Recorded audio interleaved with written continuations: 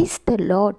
இன்றைக்கு நீங்கள் எல்லாராலும் அற்பமாய் நினைக்கப்பட்ட நிலையில், ஒதுக்கப்பட்ட நிலையில் இருக்கிறீங்களா? நீங்கள் ஒன்றுக்கும் உதவாதவர்கள் என உங்களை முத்திரை குத்தி விட்டார்களா?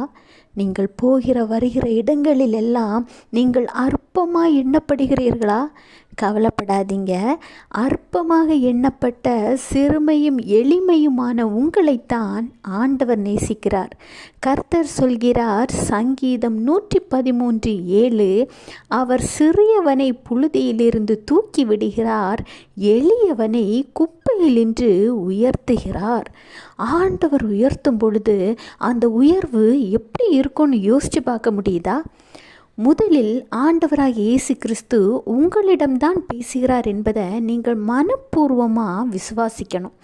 சிறியவனாக எண்ணப்பட்ட உங்களை புழுதியிலிருந்து தூக்கிவிட அவரால் மாத்திரம் முடியும் என்பதை நீங்கள் விசுவாசியுங்கள்.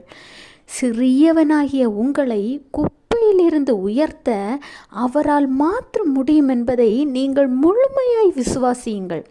கர்த்தரை விசுவாசிக்கிற பிள்ளைகள் வெட்கப்பட்டு போனதாக, தலை குனிவு அடைந்ததாக சரித்திரம் கிடையாது.